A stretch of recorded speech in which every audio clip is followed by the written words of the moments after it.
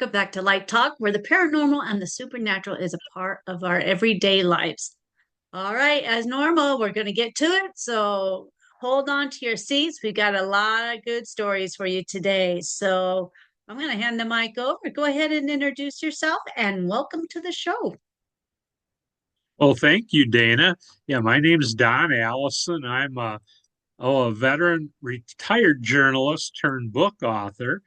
And if you want to learn more about me, a good place is to go to either www.imetaghost.com or www.fatedbanner.com.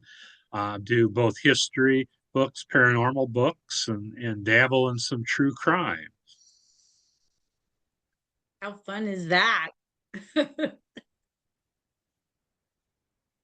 Yeah, it's been a good ride for me. I've been pretty blessed in my life.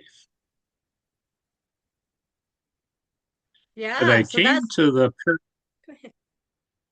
Go yeah, I ahead. came to the paranormal just by accident.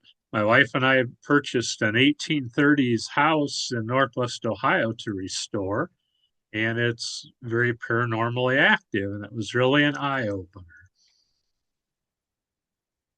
So, what kinds of things are you seeing in this house, and how did you realize that it was paranormal, or like some people blow it off? How did you go about it at first?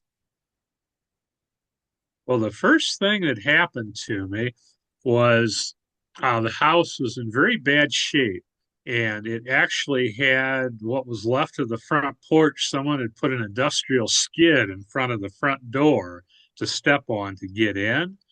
So I built a temporary front porch right off the bat, finished it one evening after work, came back the next evening after work, and sitting right in the middle of this new temporary porch, sitting upright, was a pine cone, very delicately balanced. And there is a pine tree nearby, but I just thought that is really strange. And just was kind of in the back of my mind. I did a little more work. And then when I went to leave that evening, we have a big double solid wooden door, 1830s door. And when I went to pull the door shut, something pulled it backwards out of my hand. And I looked like, what, did I hit something? No, the door swung perfectly well and fine. And it just dumbfounded me. So when I got home, I was curious and I looked up like, is there any meaning to pine cones? And yes, pine cone is somewhat like the pineapple, kind of a welcoming sign in Victorian, parlance, so to speak. And that was the first, and there were many more to follow. Well, that's cool. That's kind of like a Sasquatch kind of hello and welcome. But the first thing I noticed were footsteps, and I heard them frequently, always in a different part of the room, and there was nobody else around. Um, I mean, at times there were, but I would hear the footsteps when no one was there. But later, my wife would be working, and she heard them also, because I was kind of starting to think, am I losing my mind here? I'd not experienced that before. One of them it sounds like a man with very heavy boots, a heavy set man with leather boots. I'm familiar with that sound because I do living history, and it's just a very distinct sound. And I would hear these footsteps coming down the stairs and come into the what's our living room. I'd hear this if I'm in another room, or I would hear them walking around upstairs. One time I heard the front door open, and I heard these footsteps come in and go up the stairs and then stop. And I went and looked. The door did not physically open. It was still closed because I heard it open but not close. And I'm really starting to wonder what is this? But the one that really got me going, and I'll back up a little bit. The gentleman who lived in the house for nearly 25 years saw my wife and I, Diane, outside working. And he stopped and he came running up and said, "Oh, so you guys bought this house. Did you know that this house is haunted?" And our first inclination is, okay. And I had thought, well, that explains the half empty booze bottles we've been finding hidden around the place. But he told us several stories. One of them, though, was says he would hear what sounded like a child running upstairs, starting at the south end. There's three rooms upstairs and a hallway. And he would hear them go through the south room, the middle room, across the hallway, and into the north room, and the door would close. Okay. So I'm working there by myself one night, and I heard that exact thing. Sounds like a barefoot child running from the south end of the house clear to the north end, and the door slamming shut. I thought, what in the world? I grabbed a flashlight. We didn't turn the power onto the house because the wiring, it was water damage. It was really dangerous. So I ran upstairs with the flashlight and nothing. You couldn't. And what's really odd is the middle bedroom had water damage on the floor. It would not have even held a child in spots because the floor was rotten. We had to replace it. And the door that I heard slam was stuck, partially closed.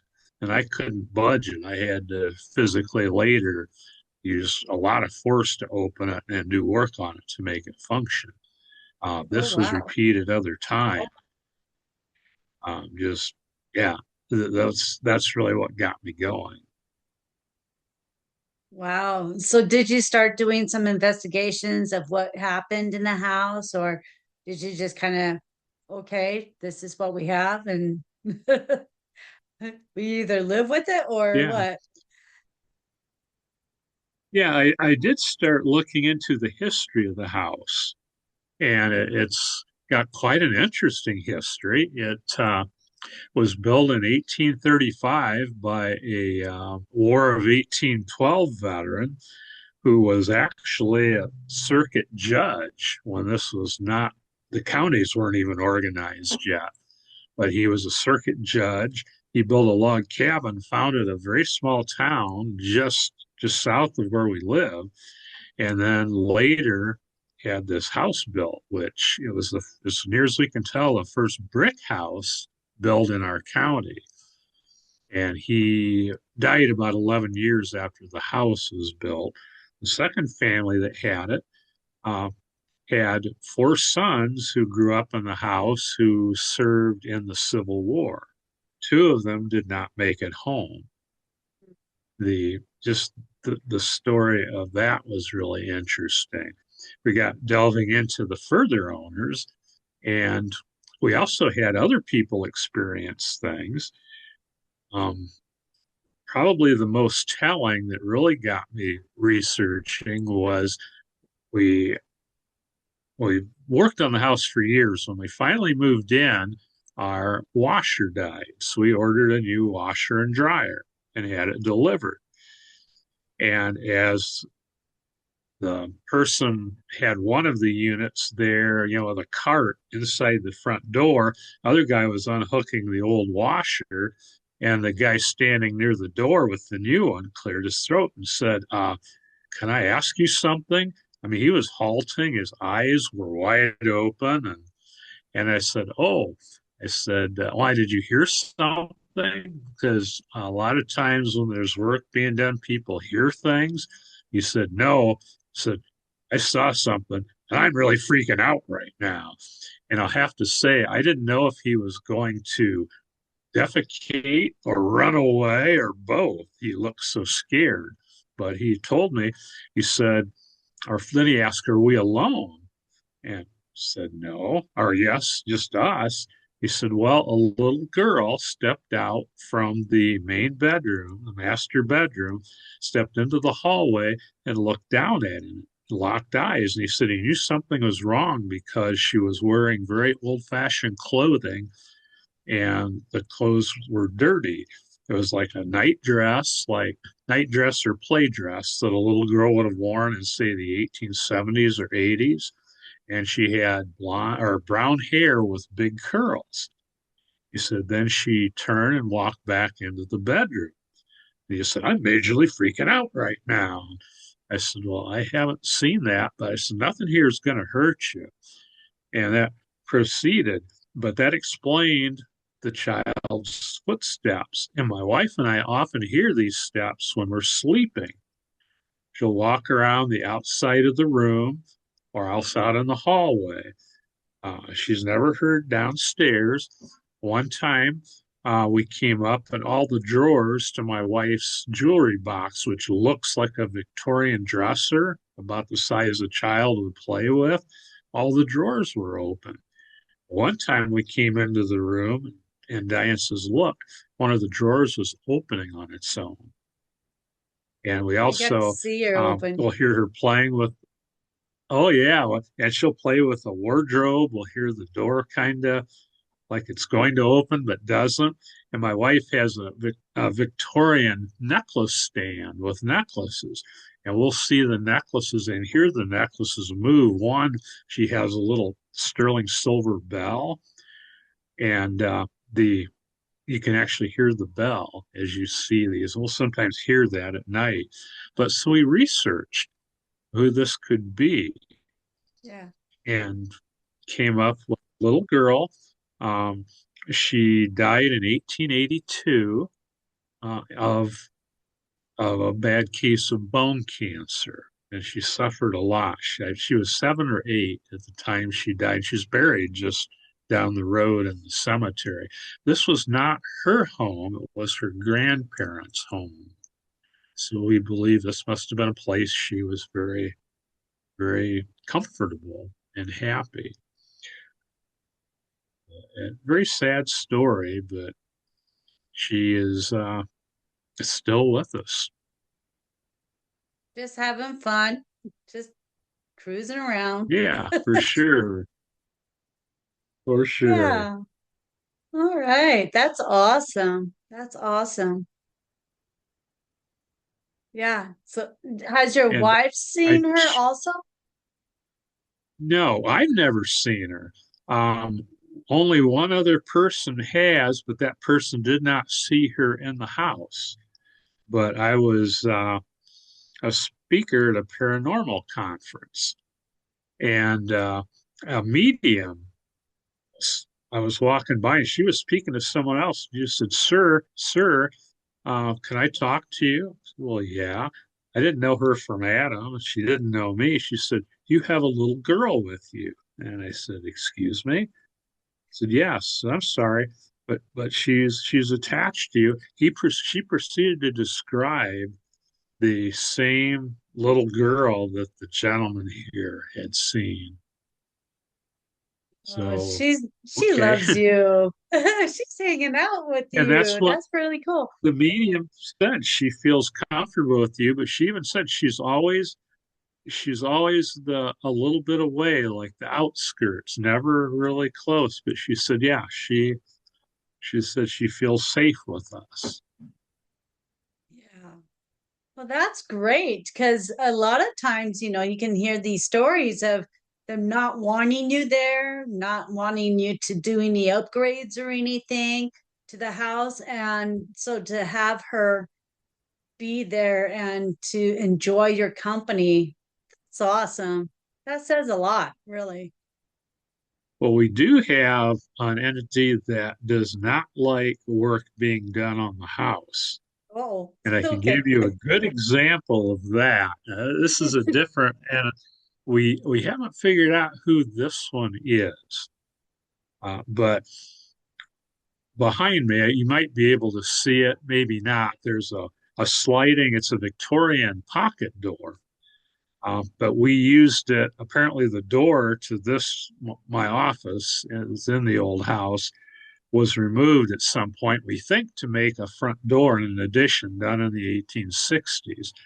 But I found this Victorian pocket door salvage, thought, well, that'll be great. It'll be a sliding door, it'll save space. So we went to install it.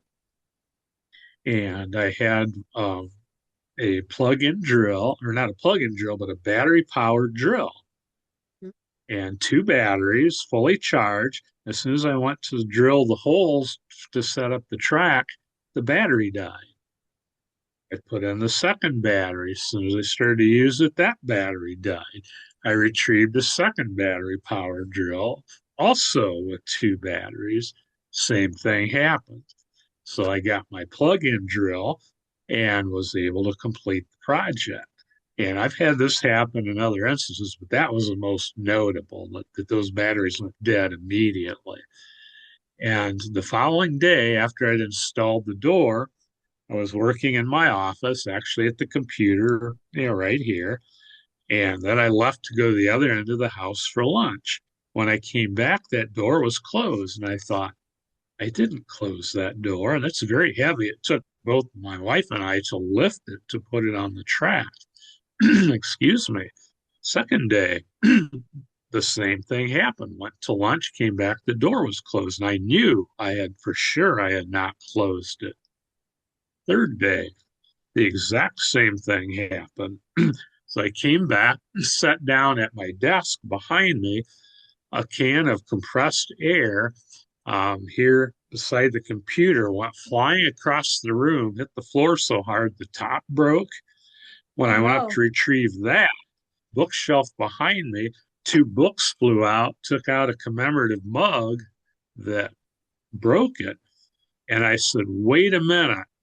And I've had things move and it likes to play with the radio, but this one of the few times I've spoken out loud. I said, look, you can coexist here. You do not be breaking my stuff. I put that door up, whether you like that door or not, the door stays. Don't mess with my stuff. And that was the end of that. So later, there was a clock that I have on the desk went flying once. Fortunately, it didn't break. And again, I said, don't be breaking my stuff. Yeah. Yeah. That's my things. Yeah. Wow. So I'm glad you kind of got them settled down a bit and not throwing things. Yeah. Now, my wife, one time up in the bedroom, she had a pewter mug that belonged to her father, went flying and took out a framed photograph of her mom and dad, their wedding picture. And my wife was upset and did the same thing. It broke the frame. Fortunately, it did not damage the picture. That's really the only instances of anything destructive happen. Wow. So do you think the picture reminded this entity of something of their life that wasn't We haven't. very, Yeah, we can't explain it. That one was so unusual and so unlike what happens upstairs. Now I had a strange, very strange incident in that room before we moved in. We had to replace most of the floor. Luckily, we found matching wood, actually from a barn from the original farm, cut from the same wood. So it's a great oh, match. But the nice. ceiling was damaged, so we had to replace the ceiling. So I had a friend helping me. We did drywall. We had a hard time because the house is very old, and the front of the room and the back of the room are 6 inches different in width, which made it very difficult cutting the drywall, the angle. Well, at the end of the day, there's two, we each had a ladder up there, and we had a T square and a tape measure. And I told my friend, I said, obviously they didn't have these when they built this house. And we laughed. I left those both on the little tray of the step ladder. Well, the next day came back and I thought, where in the world are my tape measure and T square? And I started looking around, and in the other bedroom, the newer part of the house, which is much more modern construction, they were laying right smack in the middle of the floor. And I just shook my head. I wish there'd have been a video camera going. Well, they're sure keeping you guys on your toes, huh? And we'll go a month or two with nothing and then maybe get quite a bit of activity. I will sometimes hear voices. Um, people walking around. We've heard a woman, it sounded like a woman with long dresses or long dress. And she's always heard in the hallway, the first floor hallway. Oh, But another really odd thing that I had when we were working on the house is I was doing plaster work and I used latex gloves so I didn't dry my hands out, patching the plaster. And I came right. out after work and my box of latex gloves was missing.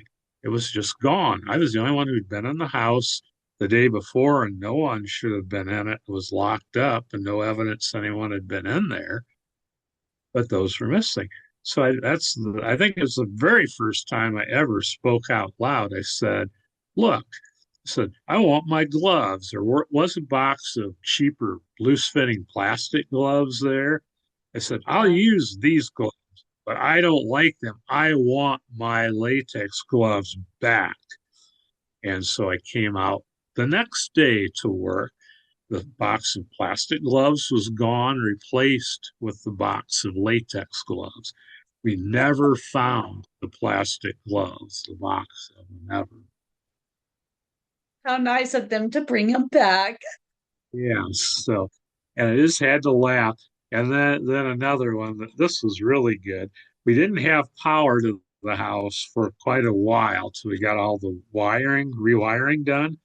So I was working one night cutting floorboards for upstairs. I had my workbench and so forth set up in the living room. And since it was after dark, I had a generator on that temporary front porch that I told you about, running to provide the power.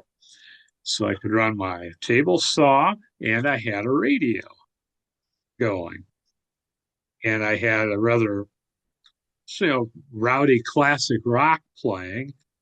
And the radio kept turning off by itself.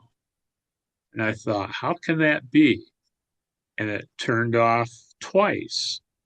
The third time, and I can tell you the song that played was Saturday Night's All Right for Fighting by Elton John. Oh, And I had it cranked up pretty loud. The radio did not turn off on that song. The generator outside turned off. And I just stood there and I started to laugh. And I said, okay, you got me. So I found my flashlight, went outside, and the generator, I knew it wasn't out of gas or anything. And it was not. It fired right up. Radio still played, and that was it. But I think an entity does not like rock music. One time, my wife and I were listening as we were doing brick tuck pointing outside, and the radio kept turning from the rock station to a Bowling Green State University boys basketball game. I found that insulting because Bowling Green is the arch rival to the Toledo Rockets, which is my alma mater. We've tried like a dozen different stations and it kept going back to the boys' game. We finally gave up, left the game on. When the game was over, we put it back on the rock station and had no more trouble. One time I came in uh, to work and the radio was blasting a Cleveland Indians baseball game, not a station I listened to. And I know the radio had been turned off. There's no way I could have left with that blaring as loud as it was. So right. I thought, okay, all right, but I'm not going to listen to Cleveland baseball. I switched the station. So they're rather mischievous spirits. Yeah, sure sounds like it. And then I kept telling, I was still working at the paper when we moved into the house.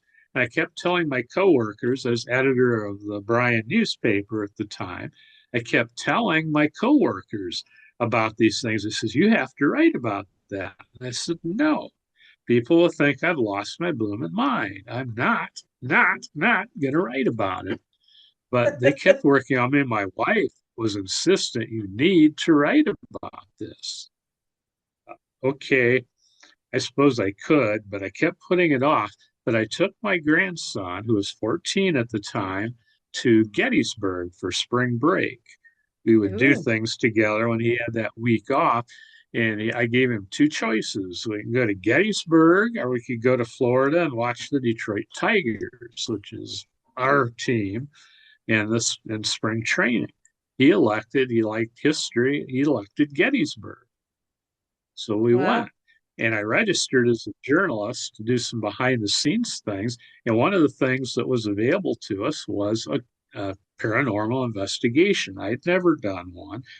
And I thought this is just a touristy thing, but I showed Connor, my grandson, the list of things. He said, "Oh, that looks cool, Grandpa. Let's do that." So I arranged it.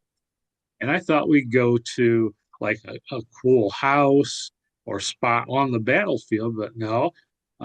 The guide took us to a place, Sachs Bridge, a covered bridge near the battlefield that was part of the Confederate Army's retreat route.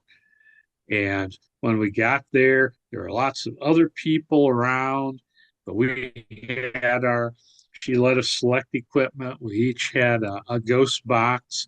Um, we had like a laser grid, and then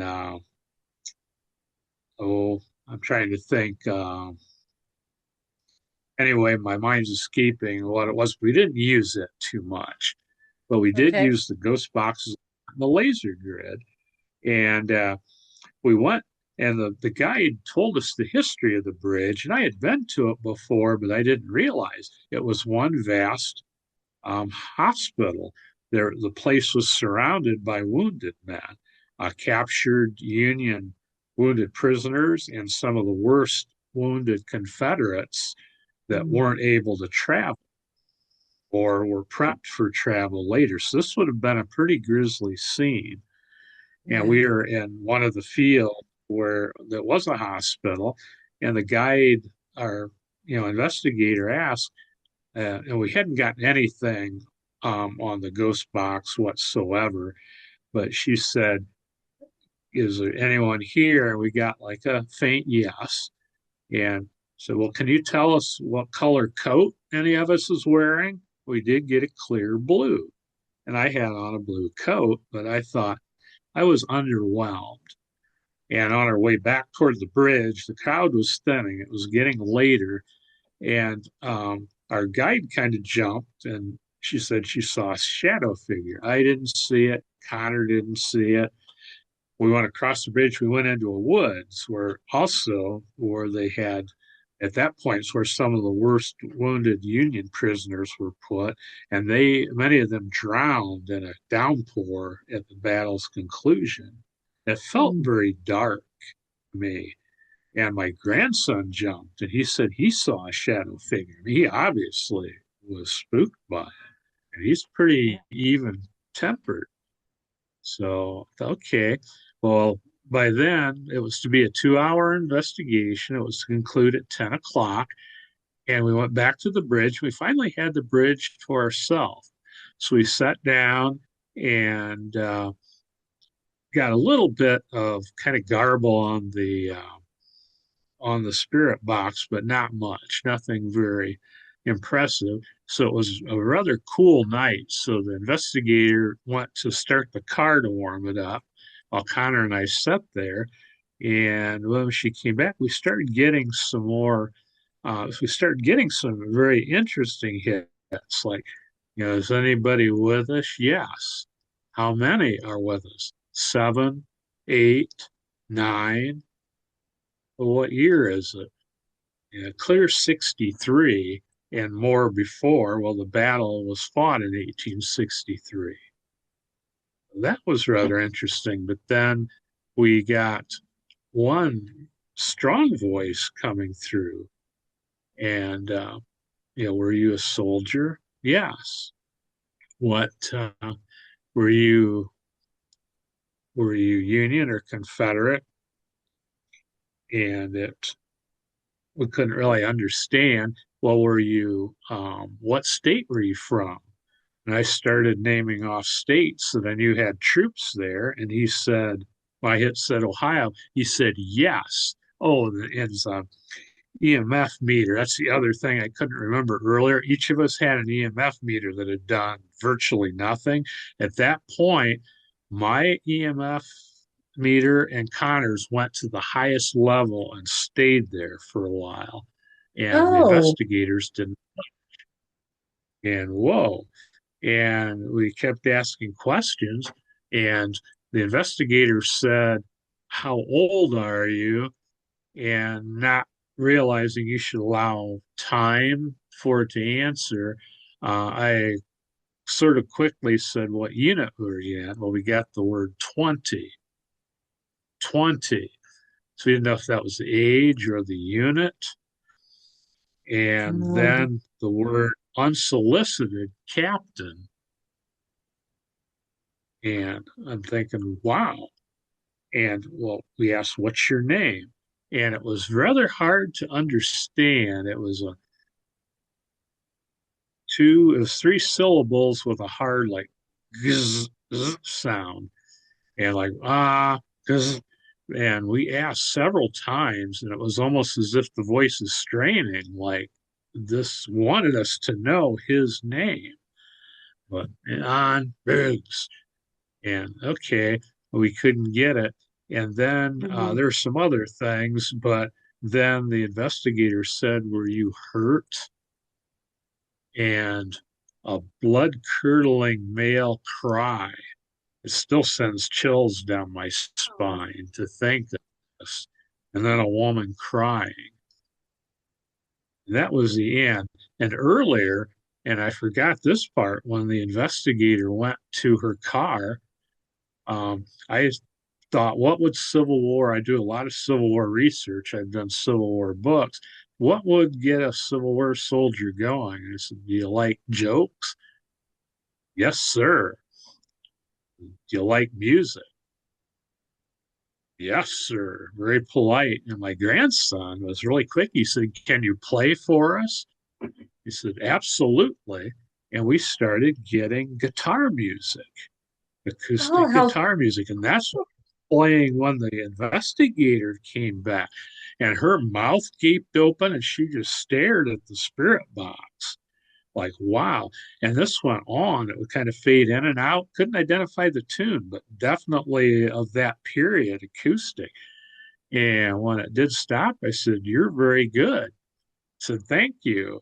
And I think it was my grandson said, can you play some more? And yes. And we got more. And then after that's when the voice and the soldier came in.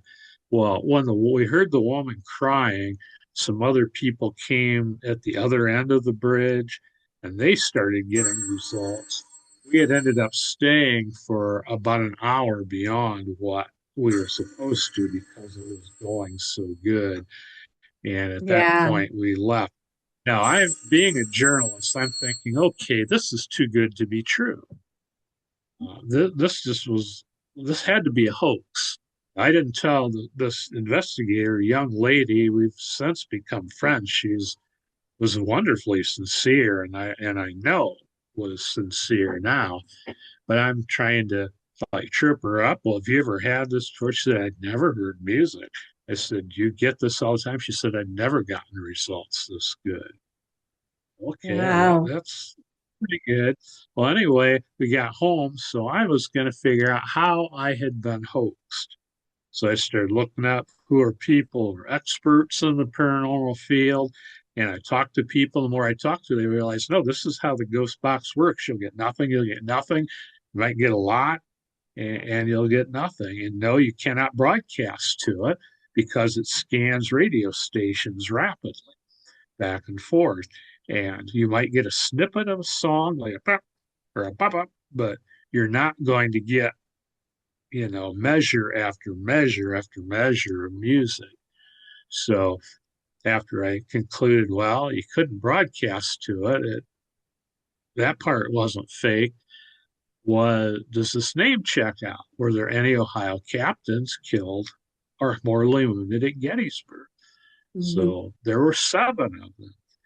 but I stopped cold when I ran across the one name, Malin Briggs. There's hard G sound, and he was Uh, badly wounded. He was in the 25th Ohio, was in his 20s, and in the 25th Ohio, the 20, he was badly wounded on the first day, captured by the Confederates, and being one of the most badly wounded prisoners, would most likely have been taken to Sachs Bridge, and he died the second day of the battle. So that name even checked out. And at that point, so there's something to this. And that motivated me to write my book and gave the title to my first paranormal book, I Met a Ghost at Gettysburg. wow.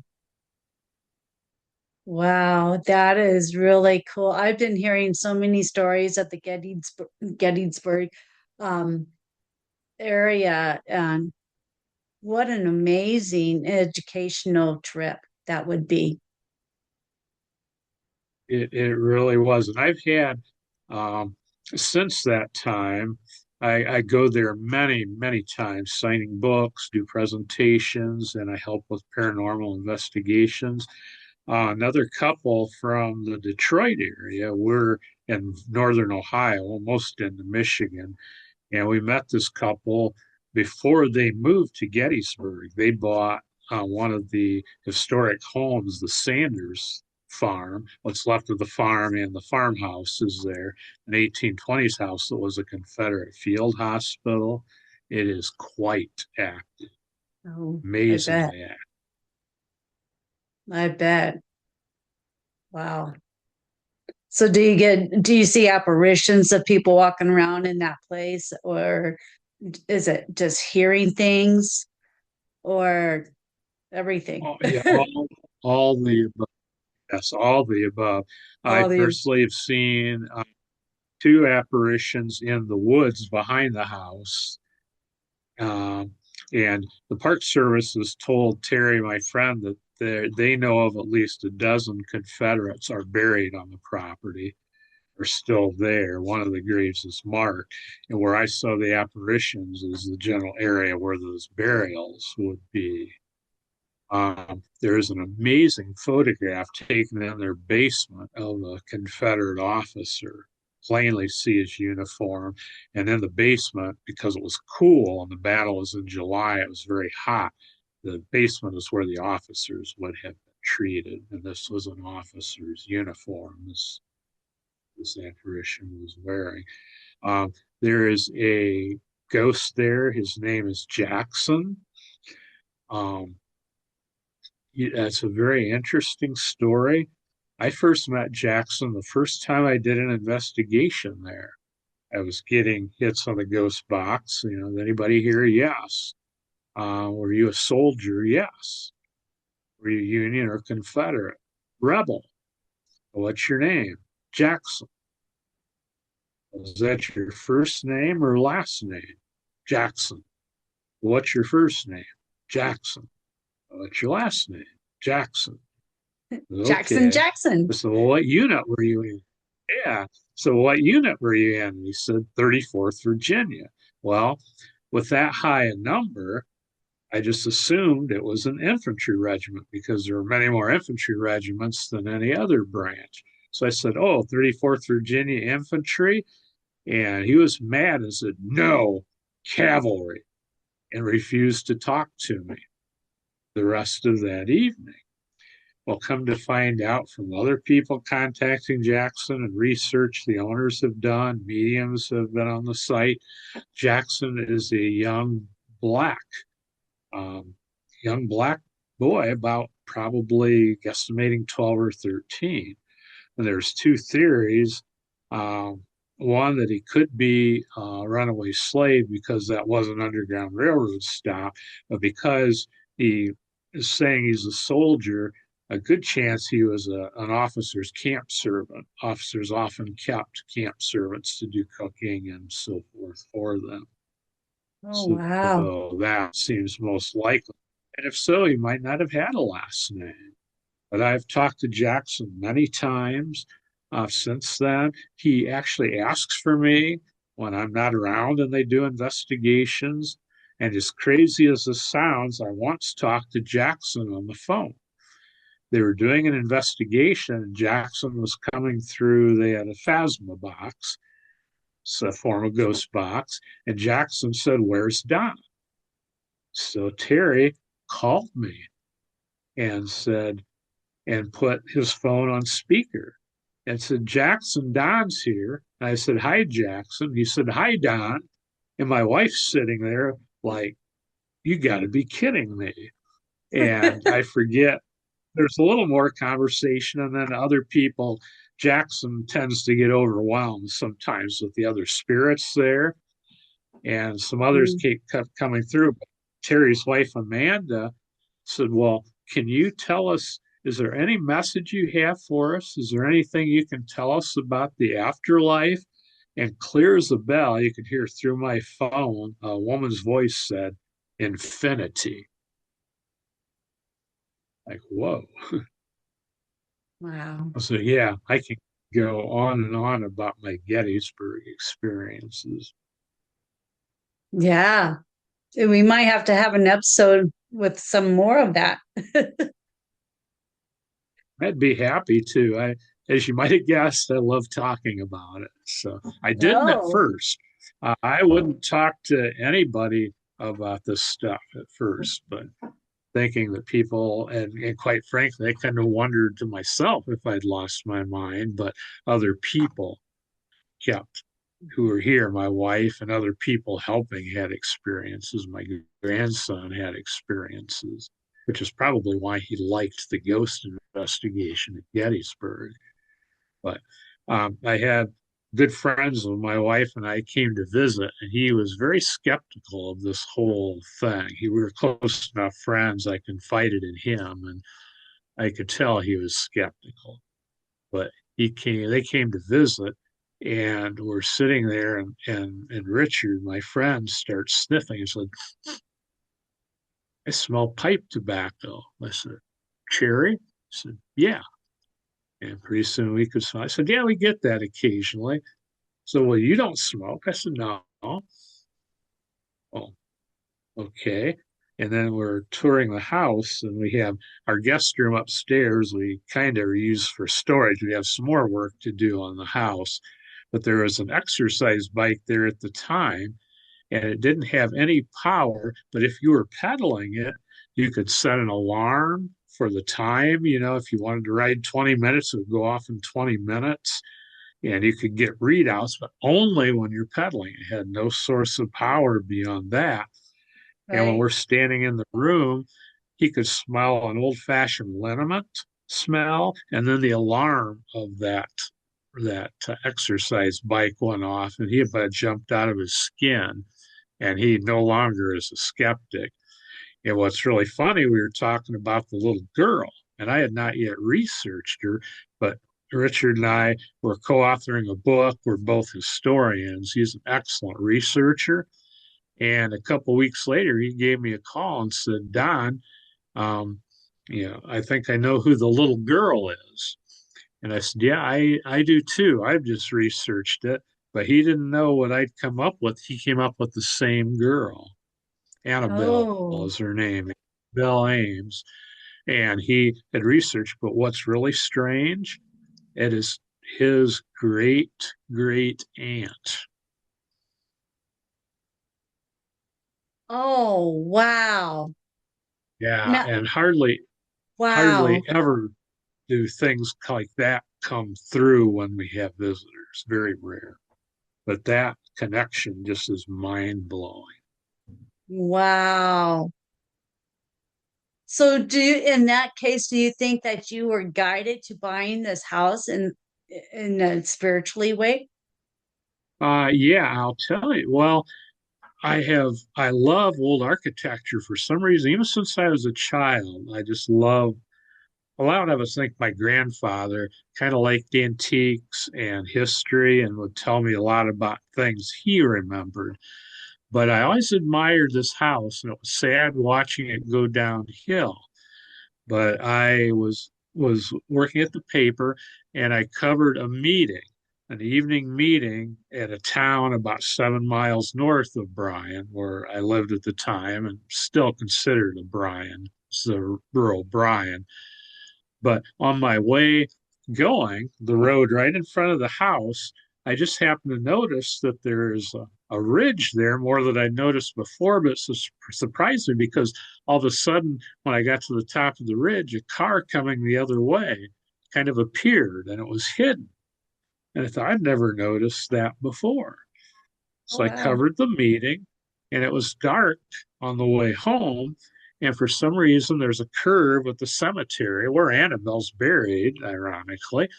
And as I'm coming around the curve, and I'm not a speeder, but I tend to go more than the speed limit. And I was doing maybe 60, 62, and I just felt this wasn't a voice or anything. I just knew to slow down. And I couldn't explain it, but it was very powerful. And I did. I slowed down from 60 to probably under 35.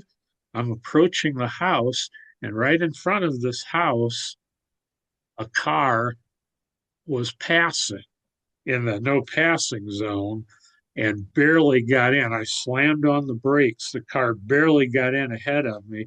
Had I been going the 60 miles an hour I was driving, it probably would have been a head on collision right in front of the house. And I don't know if I would have survived. Oh, So, yeah, wow. that was before we bought the house, before it was for sale. Wow. So, yeah, in answer to your question, very much so. Wow. And when And actually, when we looked at the house, my son was looking for a house. We were not, but it needed more work than he was willing to take on. But I'd always admired the house, and a part of me thought maybe it could do this. So my wife and I scheduled a viewing to come back, and she was like me, maybe we could do this. So we did. Wow. So you were speaking of the different people that's lived in the house, but was Annabella, right? Yeah, Annabella? Annabelle, she's the Annabella, little girl. was she living in this house or was she?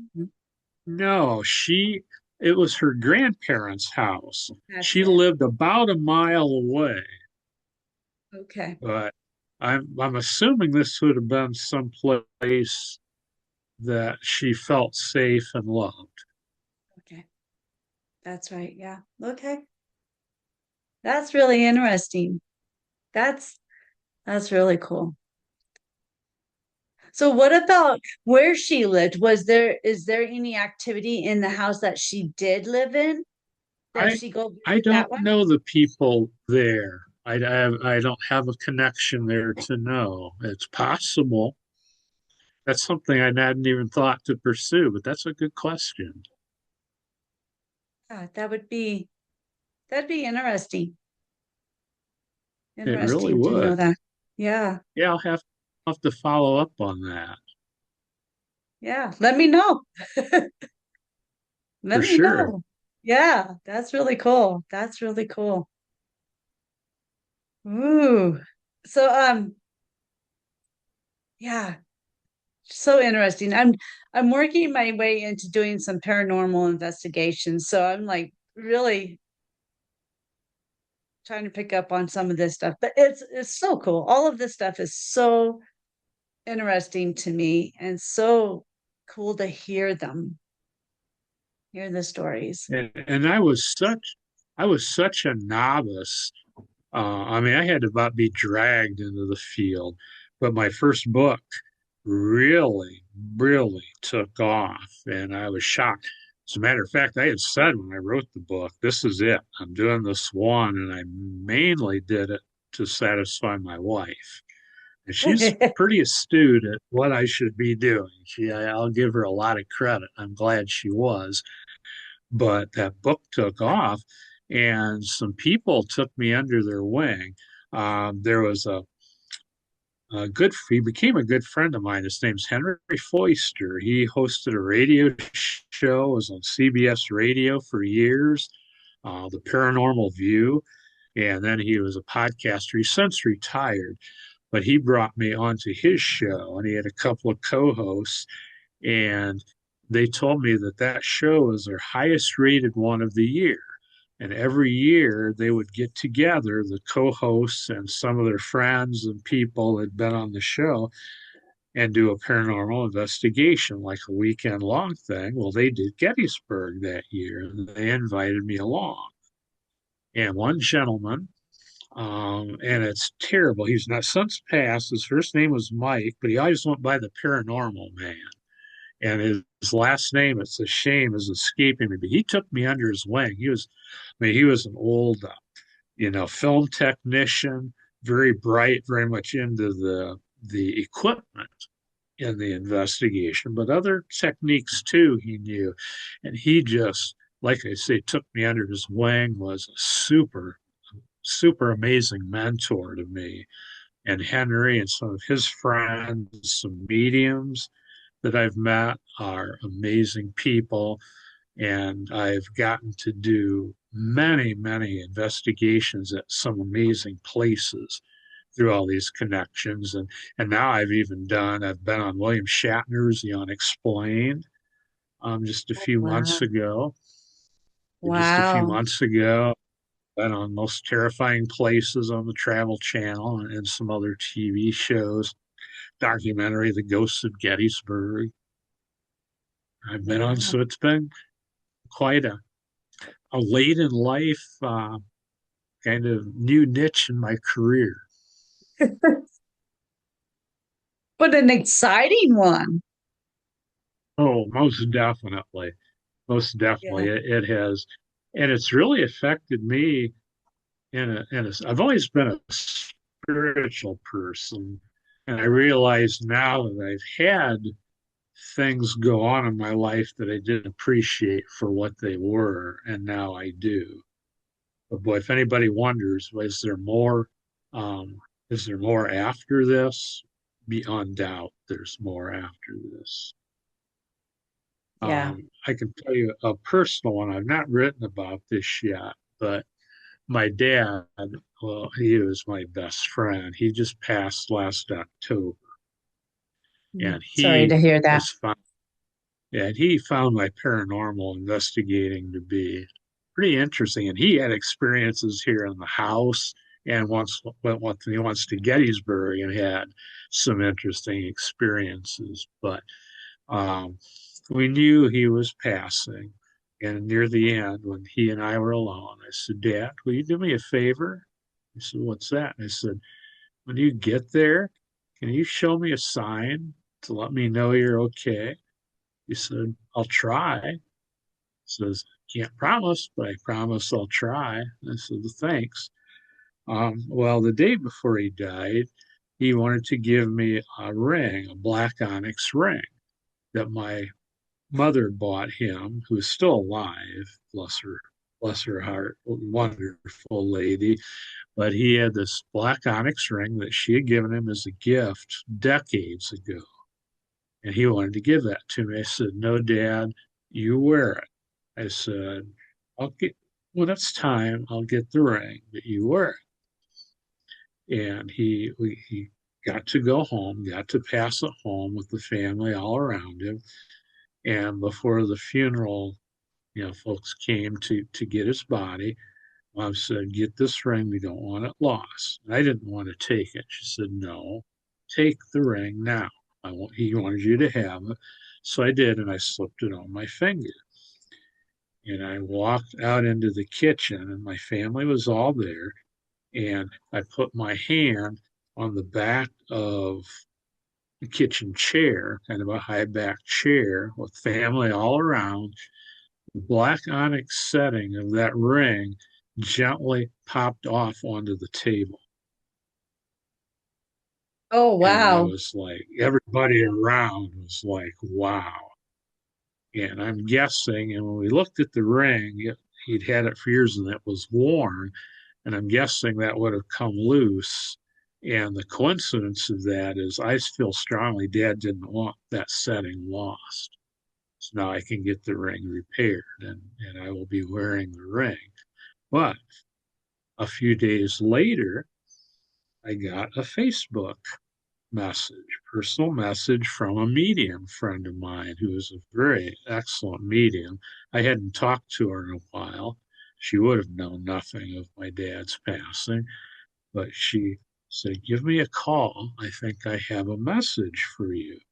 So I called her and she said, "Well, let me tell you what happened." She said, "I was having coffee this morning and I heard a voice say, 'Tell him I'm all right.'"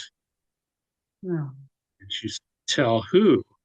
And just tell him I'm all right. And that was it. She said she had no clue whatsoever.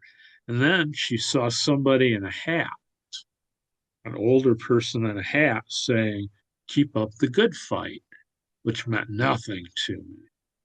But she said the reason she knew to contact me is she said when she opened up her Facebook account, my profile was there. I don't know if you do Facebook, but that's not how it works. You don't have someone's profile when you open up your account. And she said, "It must be Don that needs the message." So I was able to share with her, yeah, this is what I asked Dad to do. But I didn't get the thing in the hat. But later I told my mom about it. And she Hmm. said, "Oh, Mom," she said, "that was your grandpa. That was my dad." And I guess, and he died when I was like 5 years old. My mom said he adored my father. And he was Oh, always telling him, "Keep up the good fight." He was a minister and he would not leave the house without a hat and if it was hot, just a tie, but normally a coat, tie, and hat if he was going to leave the house. You didn't see him out and about without a hat. So amazing. That can't be, that cannot all be coincidence. no, no, absolutely. That is really, really awesome. Wow.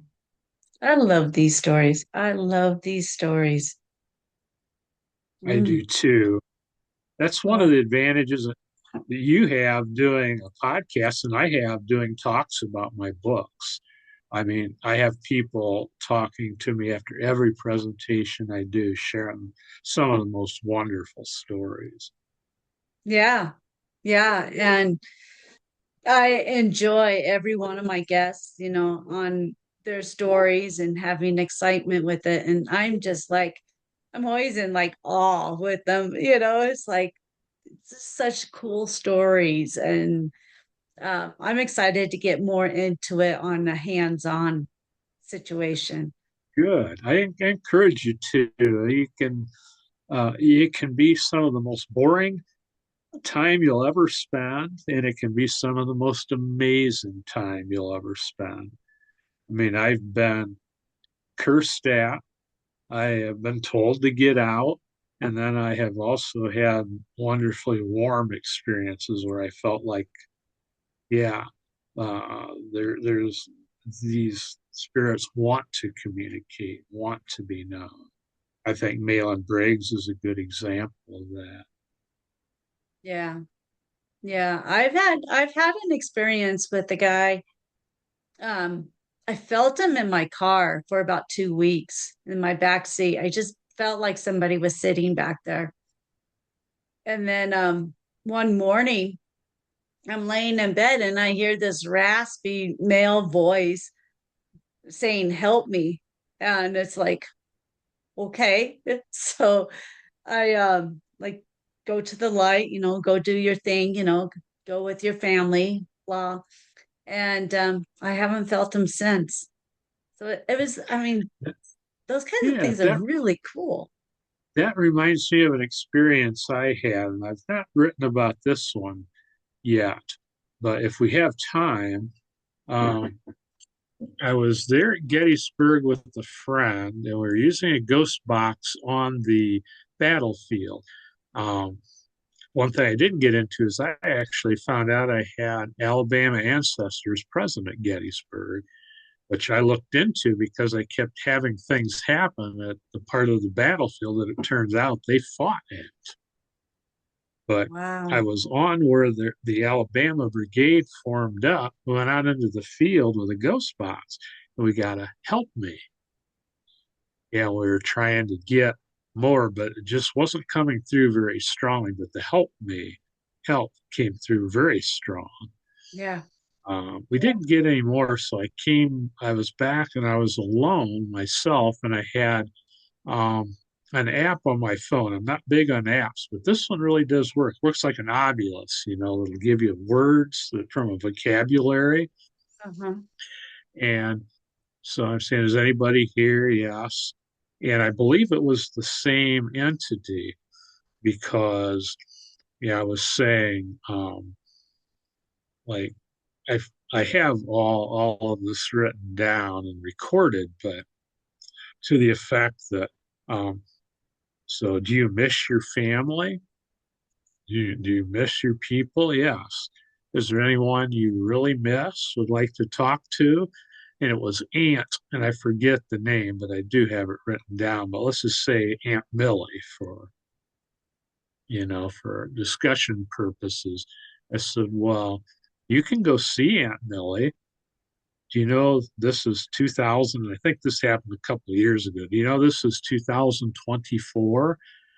I said, the Gettysburg Battle was in 1863. And, you know, I didn't get anything right away. And I said, you can see your Aunt Millie. You can go to the light. And I got the word like afraid. Well, Hmm. why are you afraid? Then the word coward. I said, you Oh. weren't a coward. I said, you were being shot at. Anybody would be afraid. If you ran, so what? A lot of people ran. You don't have any reason to be afraid. Go to the light. And then there was a pause, and I didn't get anything. And then I got a goodbye, and Oh. then nothing. And I felt, I don't know. I've heard of people talking about people crossing over like your experience. Yeah, I had a warm feeling like just wow. So I just said, see you down the road. And I just, and I had another experience, and stop me if I'm going too long, but Oh, we're good. We still have some time. So, this one really affected me for some reason. Again, using the Oculus app, I got a little bit, but mainly with dowsing rods. One of my favorite things to use is dowsing rods. I'm old school, I guess. But I kept getting what appeared to be the same soldier just by yes, no questions with the dowsing rods. But this happened over 3 different visits. I think maybe 4 actually, but once alone, um, once with my father and once with my wife.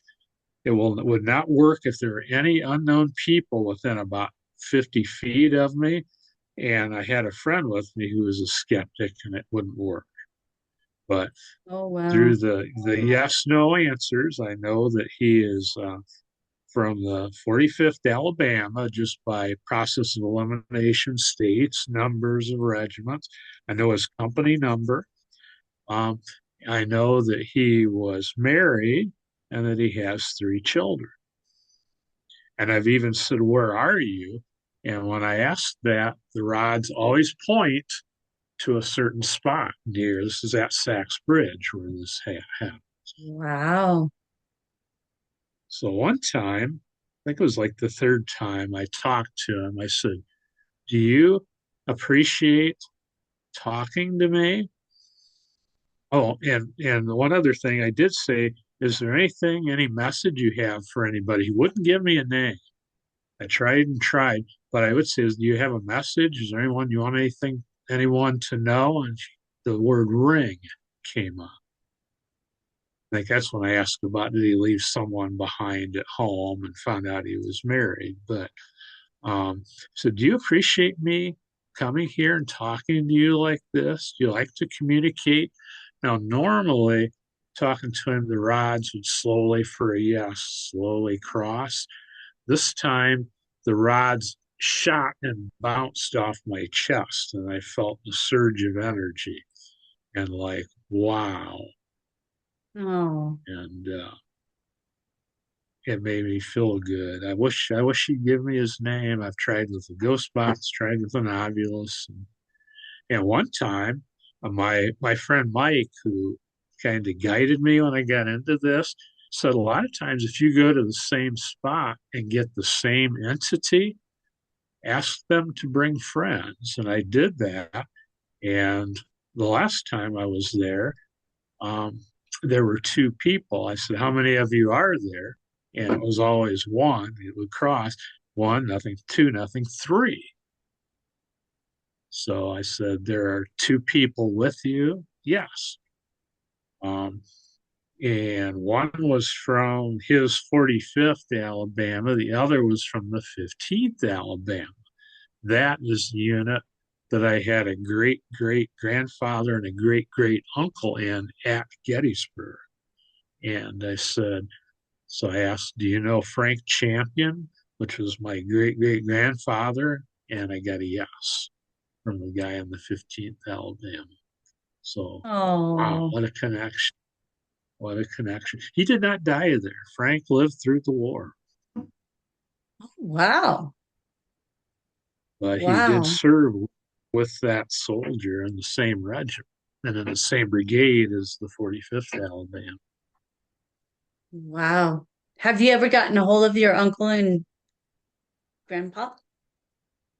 No, I have, um, I have had my grandfather Allison, my dad's father, come to me in a dream and give me information that I was good. It was good to have, but no, I've um, never gotten any of my relatives on the field to come through, but um, I would like to.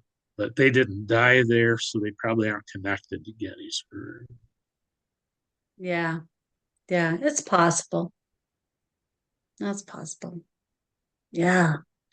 Yeah, we'll have to have you back on and just talk about get, I cannot say that word tonight. Gettysburg. Um, but you do have some information, or you went to a garage sale, or you had a garage sale and you had some old farmer equipment and all that you had experiences with. My During one of our garage sales, we built a garage out of material from an old barn. I wanted it to look like it's always been here, and that is what it looks like. But all we had up was the timber frame with nothing else. We had the garage sale, and all of a sudden, my grandson just about fell off of his chair. He said, "Grandpa, did you see that?" I said, "Well, what?" He said, "There was a man there, and he disappeared." I said, "Well, what did he look like?" They said he was wearing overalls. He had on a white shirt with the sleeves rolled up and a straw hat. And I didn't, he had never heard the story, but a woman who was visiting us said she saw the exact same thing in a different spot, but in the backyard, and described the exact same apparition. That's awesome. Old farmer, yeah. Amazing. Amazing. There's so many things. Wow. I'm just in such awe. Yeah, I haven't had anything too much in like family wise like that, but I have seen a man take like half a step in front of my garage Oh, and then he wow. disappeared. It was like half a step and he was gone. It's like, okay. My my most amazing apparition, and I don't know if I shared this one with you when we talked earlier, but I had fallen asleep in my living room. This was about a year ago, probably. Fell asleep in the recliner watching TV. Diane had gone to bed. I woke up at some point and was too tired to go upstairs. It's we have tall ceilings and it's a big stairs. So I just turned off the TV and went back to sleep. Later, I woke up and there was a young woman bending over me, watching me sleep. And I know I wasn't dreaming because immediately I sat upright like that. I was up and wide Right. awake. And she kind of stood back and smiled. She had on a dark dress, somewhat high neck, 1800s style, a white apron with straps, and she had very curly, almost frizzy, brownish, reddish hair. She had kind of a ruddy complexion. Looked to be in her 20s. She was rather attractive, and she just smiled at me. And my heart's going like bump, bump, bump, bump, bump at this point. And she was real as could be. And she just smiled at me, looked at me a minute, turned slowly, started walking away. Her shoulder and side actually vanished into the television on her way to the door, and then she just kind of dissipated. Wow. And once I realized what this was, wow, I was no longer scared. I was just like almost blessed to have that experience. She has also been seen. Someone had told us was seeing and described pretty much the same woman through the window.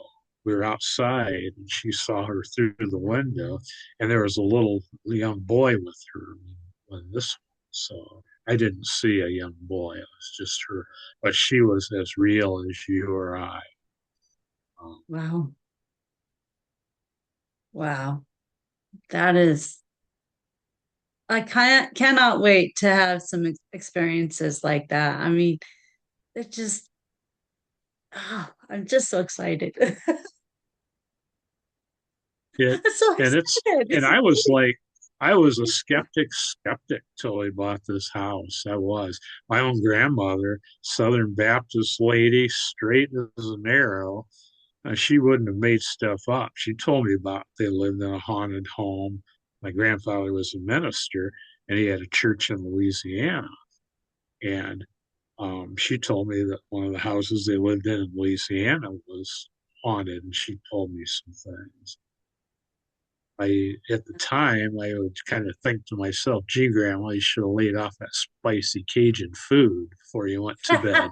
Now, yeah, those were real experiences. That's funny. That's funny. I'm glad she shared Oh, that. yeah, that's really cool. I mean, I don't have any relatives that I know of that would be open enough to say anything to me. Um, my dad is kind of funny. He feels my mom around often, but he doesn't think any of That's this is real. I think it's kind of funny. uh, I I think it's cute. I've done some research. Excuse me. It's like something like one study showed over 80% of the surviving spouse after a long-term relationship has some sense of seeing, hearing, feeling their spouse after they're gone. Oh, I would believe that. I believe that. Yeah, Me too. because you're with them for so long and you're just connected to them. You're connected. There's an absolute bound there. Yeah. Yeah, I had an older friend who they had a wonderful long marriage, and I think he died in his 90s, and she had died. He was in assisted living. I went to visit him, and he said, "You might think I'm nuts, Don, but I saw Jenny this morning." And he said he was going into the bedroom, and she was there, like putting something on the bed, bent over the bed, and turned around and looked at him and then vanished. And he was like the last person in the world you would expect to share a paranormal experience. And this Yeah. was really before I had my experiences. So he was very sharp. He was not, losing his capacities in any way, shape, or form. I said, okay, Russ, I believe you. And I can't say I didn't believe him, but I was skeptical. Yeah. Yeah. Now I have no, yeah, he did. Yeah. Yeah. When I got into this, I was just like, I wasn't sure what to think. I knew it was different having the experiences I had, but I couldn't figure it out. It was just what was it? And when I met my friend that helped me get moving on all of this, everything just instantly came together. It was just like, yeah, this is it, and that's that, and it's just like, yeah. And now it's like I understand this, I get it now. I still have a lot to learn, we all do, but I'm like, yeah, I get why this is happening. I get how this is happening. I get the connection. It's just so much. It's so It is unbelievable. just, it's just like you have to experience it. How did one person put it that I heard? See if I can get this right. There are two kinds of people when it comes to paranormal beliefs: those who don't believe and those who have had it happen and do believe. Yeah, I don't think I got it right, but that's the gist of it. And I think there's a lot of truth to that. I'm a good example. Yeah. And I even look back at the past, and it's like you can have an experience and still not fully believe. Because it just I seems have, like a dream. and yeah, I kind of pushed my own away, just like blew it off. And now looking back, but a good example, I have a friend who's a Civil War author, and we did a book signing together right after my paranormal book came out. And I just suspected he would probably give me a hard time, but he didn't. He was very gracious. He said, I'm a skeptic. I really don't believe in a lot of this, but let me tell you my story. Said he and a friend were coming into Gettysburg on a dark, rainy night. Oh boy. And he said, for whatever reason, as we pulled into town, he said we decided to drive through the seminary, where some of the heaviest fighting on the first day took part. He said all of a sudden, in front of them on the road was a riderless horse galloping with, they had the Union saddle blanket, the Civil War style saddle, and the stirrups were flipping, and went by in front of him. He said he looked at his friend. His friend looked at him and said, "Did you see that?" Yeah, I did. And so that was it. But he said, what wasn't right is he says there was no noise. And he said a horse with horseshoes galloping across an asphalt road would have made quite a ruckus. He said there was no noise. Wow. But yeah, That he's a is skeptic. cool. Yeah. Yeah. Yeah. I have another sister, or one of my sisters. She has dreams that come true, but she's not fully believing this either. She's like, kind of like the skeptic thing, you know.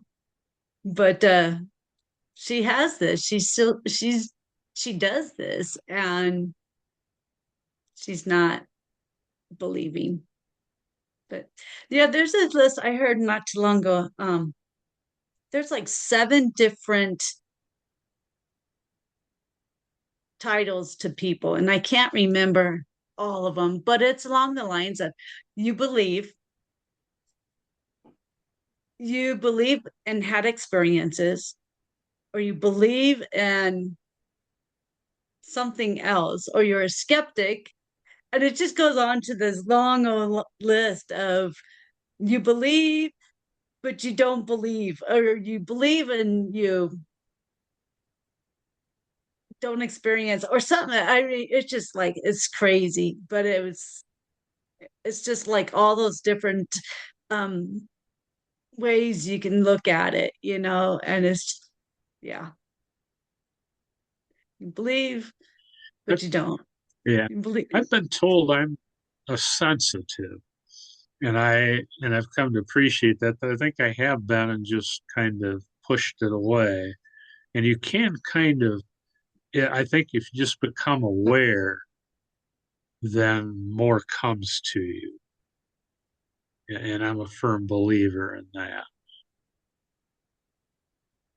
Yeah, I'm still getting the control with it because I have experiences that they just pop in. It's like, there's like, oh, Chrome, could I talk to him? Wait, come back. They're gone. That tends to be how that tends to be how they are. Uh, but not always, but usually. And they come when you least expect it too. Yeah, yeah. They always kind of surprise me, and I'm like, wait, come back. But it's all fun. It's all fun. I'll get there. I'll get to this point where we could bring them on and we can have a conversation and have all that. It'll be fun. It'll be fun. So we are at about an hour and a half now. Ooh, So time flies. time flies. It always flies. Um, so yeah, if you would like, I mean, I would be happy to have you back on the show and talking some more about all this, because there's still some things that we've spoke about that we didn't get to. So yeah, I would love to have you back. If people if people would like to read more, my books are available on Amazon at imetaghost.com. But it's I Met a Ghost at Gettysburg, A Journalist's Journey into the Paranormal was my first book. The second paranormal was I Met More Ghosts at Gettysburg, A Journalist's Paranormal Journey Continues.